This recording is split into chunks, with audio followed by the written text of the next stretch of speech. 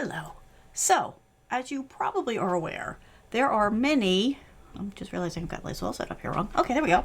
There are many different things that you can do inside the Amazon world, right? It's shopping, of course, and then there's, of course, the Madame A devices. I'm trying not to trigger your devices, but there's all kinds of other machinery, devices, items that you can buy from them that they build that are, of course, all wrapped around the Madame A. And there's lots of conversation around those. There was one in particular that caught my attention this year, and that was this. This is the Echo Auto. And for lots of reasons that we're going to talk about, this caught my attention, and I went ahead and got it. I have been using it now for several months, and I want to talk about it with you, share some insights, if you will, and then also ask the burning question, do you need it? Let's get the show started. Where is it? It would be here.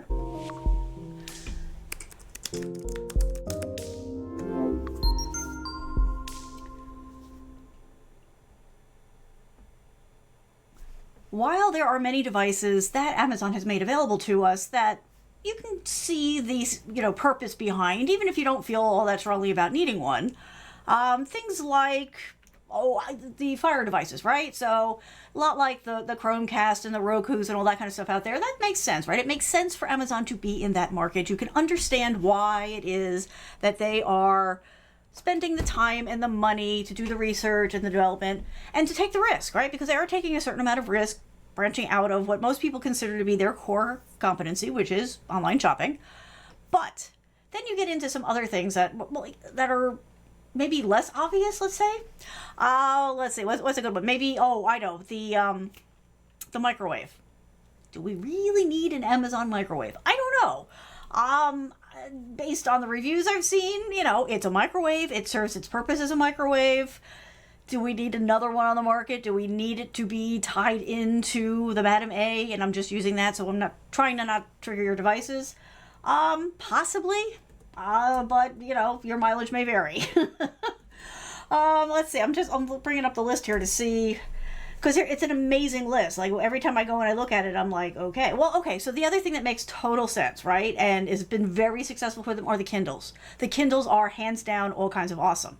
And you can see the tie into it. You buy the books from them. That's where they all started. So there definitely is all kinds of tie-in, right, and obvious synergy, there's a good word for it, for this type of thing. And of course, then you've got the smart assistant devices, trying still not to say the name. They tried phones that didn't go anywhere. The smart plugs, that makes sense. But this is something that caught my attention. Okay, so this is the Echo. Actually, if I do it over here, you can see it better. So this is the Amazon Auto. I always stumble over this name. It is the Amazon Echo Auto. Oops, see, now I've just triggered your devices. I'm sorry. Some of you use the E word. My apologies. So this was something that I heard about it, during one of their big releases. And it's like, okay. But, so I watch all of those announcements and I'm like, okay, so I get what you're doing, but why? Okay, so what is the point? Why would you need this? Now, of course, the auto market is booming, right? All of technology wants a piece of that. Next to healthcare, the auto industry is probably the big driving force, the big wish list item for all these big companies. But in a world where we have these, okay, so, and this is the question for the night. If you have Siri, and if you have the Google Assistant, do you need to have this device in your car?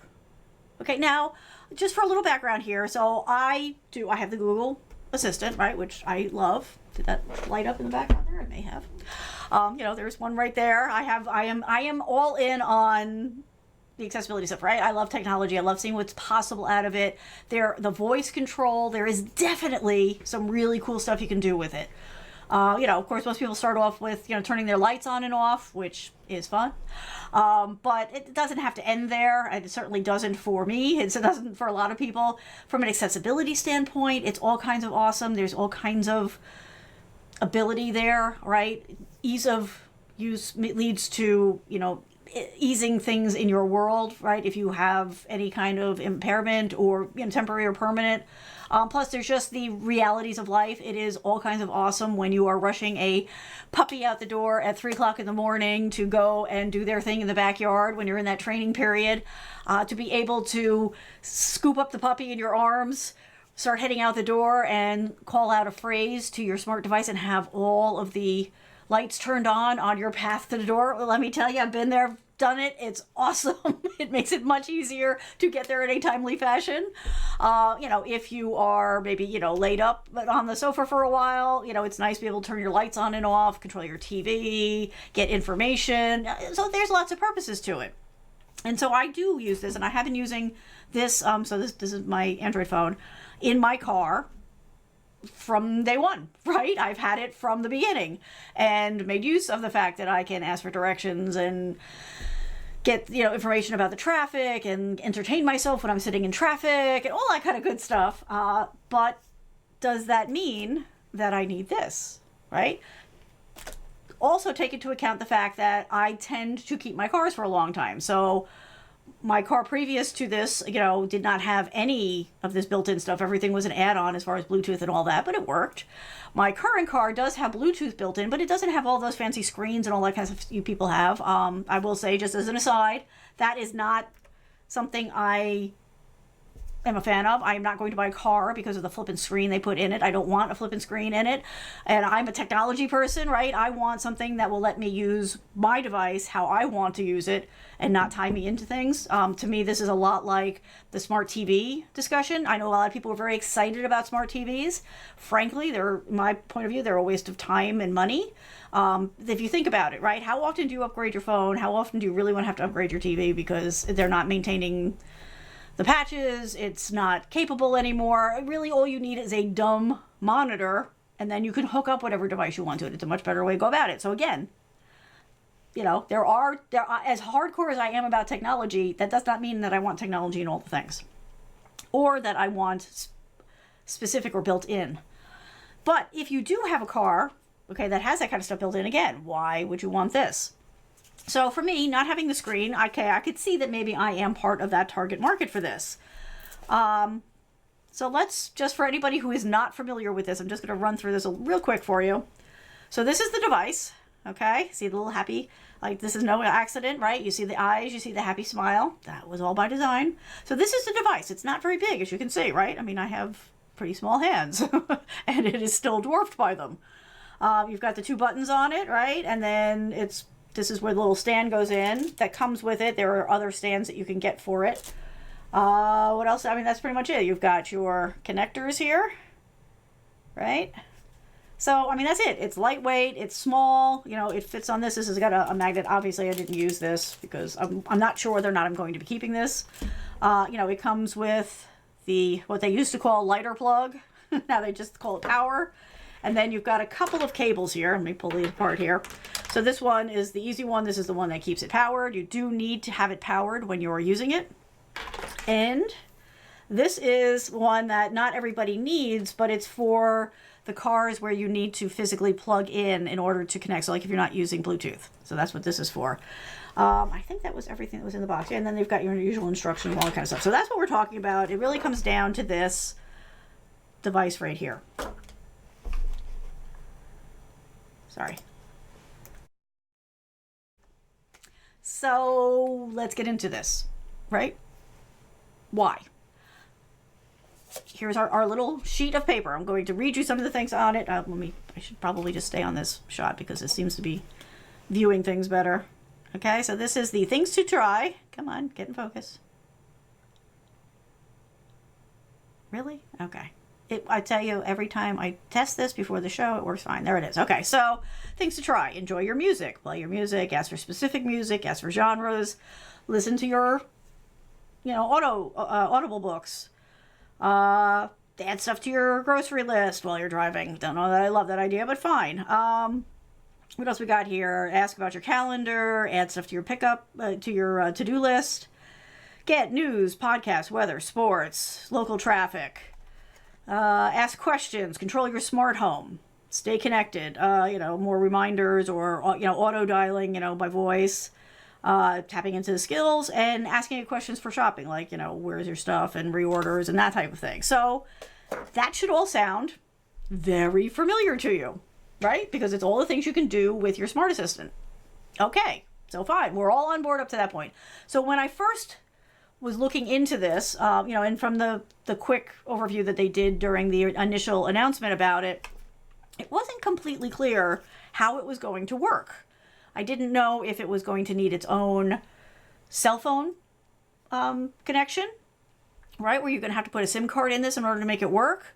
I saw the buttons. I'm like, are you telling me with the 2 buttons that I was going to have to, here we go, that I was going to have to actually push a button? Because that's a game breaker, right? That's a deal breaker, because you got to be hands-free when you're driving, right? You don't want to be touching buttons and looking for things. What was some of the other questions I had? Was whether it was chargeable or you had to keep it powered. You do have to keep it powered. So how it was going to connect to the internet was the big question I had for it, because it was not clear either from the presentation or from the materials that were first posted about it. So I got my hands on it, and I'm like, okay, I went through and I read the little book, and it was a little bit clearer. So how did it get a little bit clearer?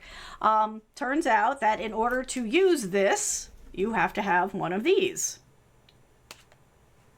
Okay, if I have to have this, why would I need this? That would be my question, yes? Then, the other question I had was, do I have to press the little buttons to make it do things? So, after driving around with it in my car for several months and actively using it, here's what's happened. Okay, here's the summary of my experiences, right? I can't talk to anybody else, but this is my experiences with this device, the Amazon Echo Auto. I will never be able to just get that roll off the tongue. Installing it was a hassle. Now, this is, for those of you who watched my thing about why I don't recommend the current Fire device, this is sort of round 2 of that, right? It should not be this difficult to get these things to work. What was the hard part? Plugging it in, not the problem, right? So it came with the little, thing for the car. It just so happens I had one in the car. It was the right voltage that I use for my Pixel, and it had an extra USB slot in it, so I didn't need to put another one in, so that was good. So that was simple enough, right? It's a standard USB to the, it's not even USB-C, right? It's it's your standard micro one. I don't know why they didn't do USB-C at this point. Every time I pick up a device and it doesn't have USB-C, I'm like, why? But okay, fine. I got that. It plugged in easily enough, right? It powered up. Like I said, I did not use, so the instructions were very strict about one thing. And that was, it needed to be installed this way on your dash. Not like this, not like this. Like, it had to be a very specific way. Well, I wasn't going to do that because I'm not a fan of sticking things on my dash, especially if I'm not sure I'm going to keep them. Also, the whole sticking things on the dash for me does not work where I live because the temperature varies enough that anything you stick to the dash does not stay. So I just put this down by, I drive a stick. Yes. I stick. Yes, that would be a manual transmission for those of you who are not familiar. So I just put this down by, there's a little space, like a little storage cubby by my stick. So I put this down there with that, plugged into this. That was all easy. The hard part was pairing it to my phone. Now, again, understand, I have multiple Amazon devices, and they are all one way or another paired to my phone and to the device. And of course, in order for this to work, you have to have this, and you have to have the Madam A software running, which I do. And it has paired up with everything fine. For some reason, it took me multiple tries over multiple days to get it to see it. Now, the funny thing was, it was this device that was not seeing this device and not the other way around. This device saw this device, no problem. I could see it in the list. I could see that it was actively connected, and this kept saying that there was no connection. I would say over 5 days, I tried 24 times before I finally got it to connect, and I can't tell you why. I just kept trying it because there was nothing else to do. Sometimes I would reboot this. A couple of times I rebooted this. I even wiped the connection out several times, and then all of a sudden one time it just worked. I don't understand. Once I got over that hump, that was fine. Then it was good to go. Then, of course, my first experiment was, do I have to press a button? And the good news is you don't. Okay, these buttons are here for convenience, but you do not have to. Well, okay, the one is like, if you have. See, again, I'm going to just leave this over here. Like I keep saying I should. Okay, so this button is if you want privacy. So if you had pressed this one, they would need to press it to turn it off. Now I've forgotten what that one was for. I've used this for months. I don't think I've ever touched that button other than the first time I turned it on. Okay, it is an action button. But I never used it, so I don't know really why you would. I guess it's in case you have a passenger who wants to do something with this, I guess. So that's that. So that worked. You say the usual trigger, and then, it responds the way you're used to. If you've already used one of their devices, it responds the way you would expect it to, the way you're used to it, and you're all good to go. So then my next question was, okay, so because one of the things on our handy dandy little, things to try list is using it for navigation. So I'm like, okay. Now, one of the benefits of using your phone for navigation is on the screen, you get your nifty little map that you get to then glance over at to orient yourself as you're driving, particularly someplace you've never been before. How is this, with no screen, going to do that? Well, this one, frankly, I laughed out loud for real. I LOL'd in the real world, because what happens is when you ask for directions, it says, okay, great, and it activates your default navigation tool on your phone. Again, I keep coming back to the same question. If that's what it's going to do, why do I need it? I have it already on my phone. So, okay, that worked, and it does work. I will say it is responsive, like it responds quickly. Like one of the things I'd like to do sometimes is when I am driving home, I will tell whichever device I was using to, because I went back and forth as a test. Sometimes I would tell Google to do it. Sometimes I would tell the the Echo Auto to do things like turn on the lights. So that way when I come home, the lights are already on in the house. Is this something that keeps me alive? No, but it's a nice convenience, especially in, this time of year in the winter, to come home and the lights are already on in the house and all that kind of stuff. It worked fine. It worked seamlessly. It worked exactly like it does from my phone. So again, not really sure what the bonus is. I'm trying to think what else I did. So I did listen to news. I listened to podcasts. I listened to music. I tried to do the Audible books, which I have several of. For some reason, that did not trigger in a timely fashion for me. So I don't know if that was just a problem with the way my account was set up, or if there was just a problem with the device on the days I was trying that, because I was flipping back and forth. Obviously, you can, because you have to, have your phone and the device active at the same time, right? Because having the Echo Auto active and having your phone powered off means that you can't use the Echo Auto. So let me say, what else did I do with it? So I guess the one thing that, I did find, which was a nice change of pace, was, being able to listen to, music. I will say it feels a little bit more responsive when you request music than the Google Assistant is right now. I'm not really sure why. I don't know if that was just a perception. I was driving. It wasn't like I was doing, stopwatch tests or anything, but it was a perception over time that happened enough that I was like, okay, it does feel like this is giving my music faster. So let's talk about the downsides. You have to have your phone. I already have the phone. The phone already does all these things.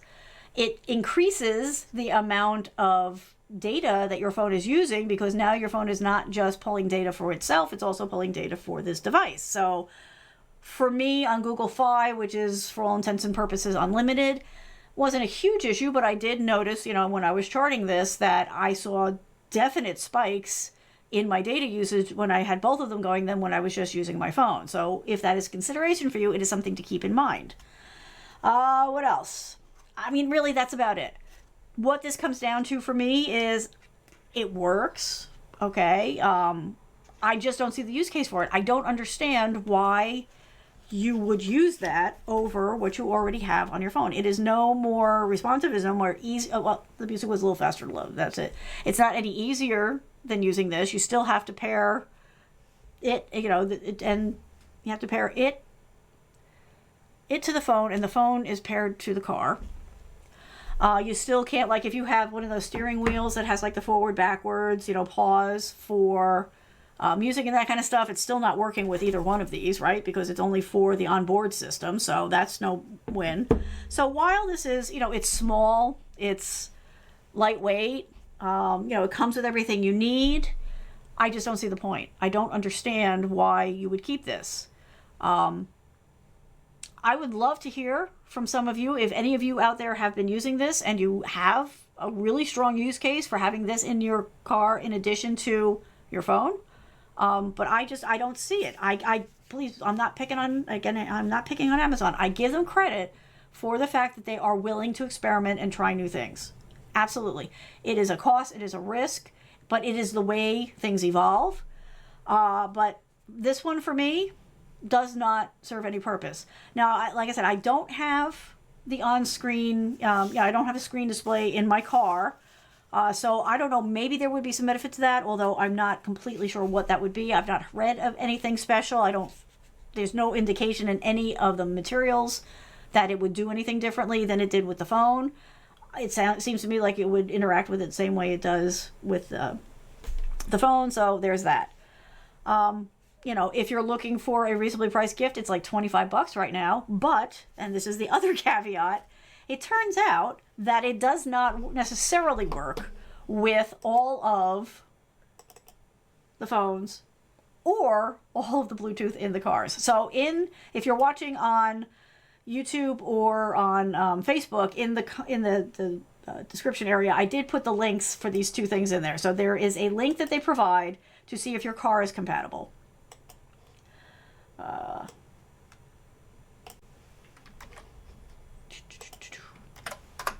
And there's another link there that is for you to check to see if your phone is compatible. So again, if they've had to publish a list to see if it's compatible, again, this sounds like you're better off with what you've already got in your hand. I'm just looking to see, so let's say 1, 2, 3, 4, 5, 6, 7, 8, 9, 10, 11, 12. So there's probably, I'm just quickly counting, there's probably 30 or so phones on this list that it does not work with, which would be fine, except that there are some big phones on here. So pretty much, so it says the iPhone, which is the original, right? And then the 3G through the 5C. Okay, that's a pretty big swath of the iPhones. 2 of the special Samsung Galaxies, the J2 and the J3. The Nexus phones, which are the older Google phones, but the 4 and the 6, which there are people who are very passionate about those.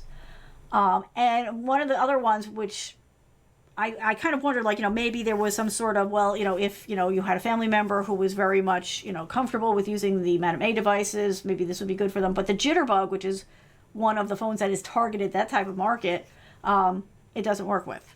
So again, not super helpful.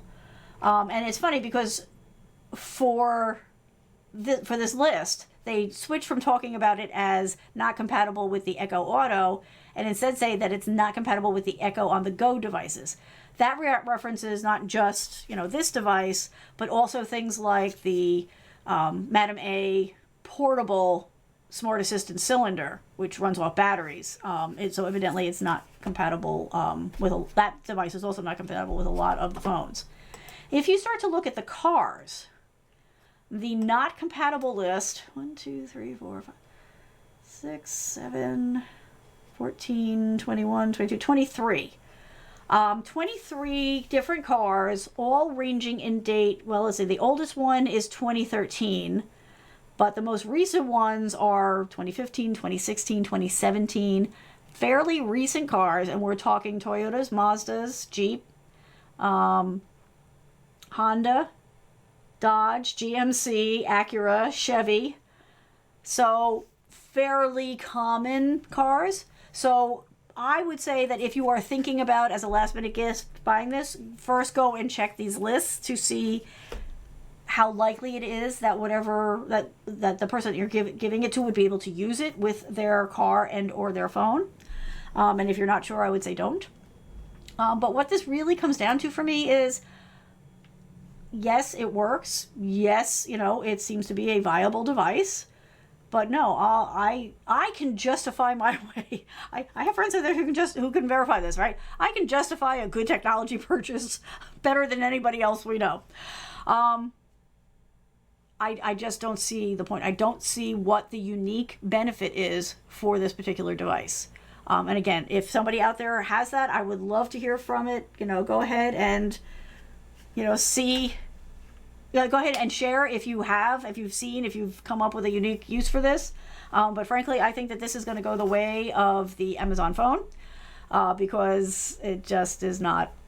It doesn't do anything that I can't already do with this. And matter of fact, most of the things that this does, it needs this. Everything that this does needs this, and stuff like driving directions, it's going to use this anyway. So why don't we just leave that out of the equation, treat yourself to the phone and the holder that you need in your car, and go ahead with that. Evidently, I'm not getting my comments up from Facebook. Sorry about that. But John says, so sad now they're listening. Like I said, I'm not picking on them. I am impressed with, what they're trying to do. I just wish that they had provided us with a more logical, clear use case. To be honest, I don't know what I'm going to do with it. I'm probably going to sell it, but I'm not going to make much off of it because, I think I got it for $25 or $30, which is what they're selling for now. I think they list a little bit higher than that. But even with the fact that I am facing down, so just as an aside note, Google is trying to get us all off Google Play Music, and I don't want to give it up because it works well for me. Yes, this did play the music I wanted to, and yes, it could be a viable option, but I just don't know that it's worth keeping this for that one possible use case when I'm sure that there will be another perfectly viable music option that I can use on this while I'm driving. So that's what I have for you. It is functional. It does work. It can be a little bit of a pain to set up, but once you get it set up, it does work fine. That said, the list of things to try are no different from the things to try on any other smart device. It's okay, but it's just not. Yes, it is. It's a smiling device, right? So according to John, because of what I've said about it, this is what it's feeling. Instead of being a smiley face, it's a frowny face. But the nice thing is you can flip it around and you get the smiley face again. But yes, like I said, it's there, but I just don't see the value to it. So for what that's worth, yes, it's there. Yes, it plugs in and works, and it does what it advertises it will do. It's just that nothing that it advertises doing is any different than what you already got in your pocket. So my advice to you is don't. Go ahead and just, get your phone set up to do whatever it is that you might want it to do while you're driving. Remember to do everything hands-free because we want you all to stay around. We don't want anybody to be hurt out there. But as far as recommending it as the Bafo gift or the must-have item, it's just not. It just does not come across that way at all. Your mileage may vary, of course, but that's what I have experienced from real-world use. So why do I harp on that?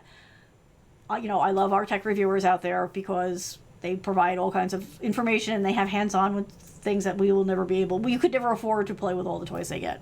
But they only tend to spend a few hours, maybe a week or so on any device. And sometimes you have to use something longer to really see the benefit of it. So that's why I didn't want to say anything about this at all, other than the original unboxing that I did, for those of you who caught that. But I wanted to see what it was like to actually use it day to day for a long time. So I think when did I put this in? Like the end of September? So it's been a couple of months.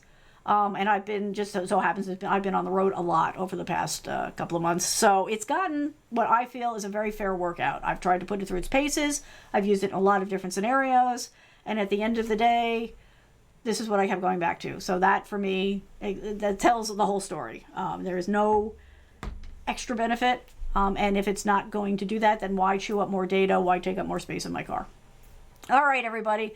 It is now the last weekend before the Christmas holiday. So for those of you who celebrate, happy Christmas, Merry Christmas. I hope you're going to have a great time. I will be here next Thursday, as usual. with another show. Don't know yet what that topic will be, but I hope that you will be able to join us. And in between, I hope you have a lovely holiday, and we will talk again soon. Have a good one, everybody. Bye.